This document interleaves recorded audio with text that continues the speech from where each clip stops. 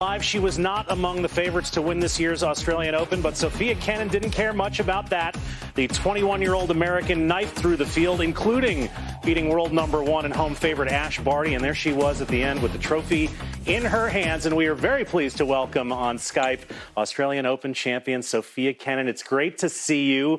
Tell us how your family has been doing, how you've been doing, and how you've been getting through this crazy time. Yeah, thank you for having me. Nice memory to show me from Australia. Yeah, we're doing good with my family. Just taking it easy with this whole virus. Just staying together, and we're doing good. We're trying to wait once this virus finally is going to get better, and then we can finally start competing again. Well, everybody, Sofia, has been trying to do different things during this time. With you and your team, how has your training and your routine evolved during the last few months? Well, I'm with my dad. I'm doing, it's kind of hard to, fully train, with this whole virus, but I'm trying to, practice, we have this private place where we're practicing and, trying to do fitness. So I'm trying to do the best I can to keep staying healthy, which is number one, and keeping myself fit and ready for whenever the tournaments happen. And that's, as you can see in that video, that's where I'm practicing. That's private court. So getting my workout in.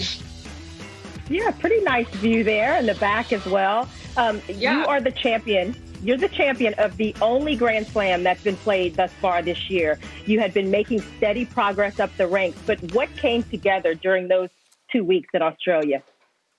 Honestly, I just feel like every match I just took it easy. I try not to overthink it, and I had a good practice. I knew what I needed to do to work on for the next matches, and my practice was intense, but it was fun. It was with quality, and game day it was my secret routine that I had because I'm quite superstitious. And then it was match day, and then and then my dad was there in the stands helping me, and I got the job done. Obviously, I did pretty good. Can't complain about that.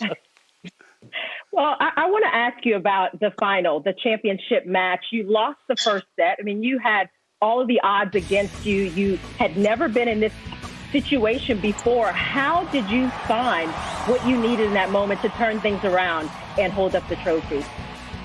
I was a little bit disappointed losing the first set, but I just told myself to keep playing and not give up. I'm playing against Garbine, who's a two-time Grand Slam champion, and I knew that she's going to come out, playing her best tennis, and I knew I needed to really, come up with some real clutch shots and bring my game to the next level if I wanted to take the title. And I just felt a few times the momentum changed on my side, and I just took advantage of it, and I was trying to ride it as long as I possibly can. And I told myself I don't want to, not win the title. I want to hold that beautiful Japanese trophy. So I just told myself to keep fighting for it because she's not going to give it to me, Garbine. And I did whatever I had to do to take it. And all due respect to her, she played a great match, and it was a great final, and I hope everyone enjoyed the final as much as we both did. Nobody enjoyed the final as much as you did, I have a feeling. But as we're joined by Sofia Kenin, the Australian Open champion, youngest American Slam winner since 2002, and Serena was that young. Just before we continue with serious questions, I don't want anybody in the audience to think you have a really bad case of the hiccups. You have a bird in your kitchen? Yeah, I have a bird in the kitchen, yes. Okay, do you want to show us the bird, or is it too complicated? No, okay. Fine. Do we know what kind of bird it is, Sofia? Because I feel like we should do some ornithology here. My dad, let's just... Hi, Dad. Hi, nice to see you. That's Alex. Good, hi, thank you. Hi, Papa. Yeah. I'm just trying. I thought that it's a long walk to the... Oh, there it is. What's his name? It's Brosha, and it's an African Grey. And that's an African Grey. Oh, well, since we learned a little something today. As you reset in the kitchen there, Sofia, I will ask you, how's your life changed the most since becoming a major champ? It just changed from my confidence, but other than that, nothing much drastically hasn't changed. I'm still playing. I'm still trying to do, what I can to keep, playing better once the tournaments happen. And I guess you can treat yourself a little bit to some cardio after you get the Australian Open title. But other than that, I'm just trying to keep focused on myself. I still have a lot of tennis to play and hopefully a lot of great more memories to make. Well, as we've been going through Roland Garros 2019, you had a big breakthrough last year, the upset of Serena Williams. You know, what changed, what shifted with that win that helped you get to the moment this year?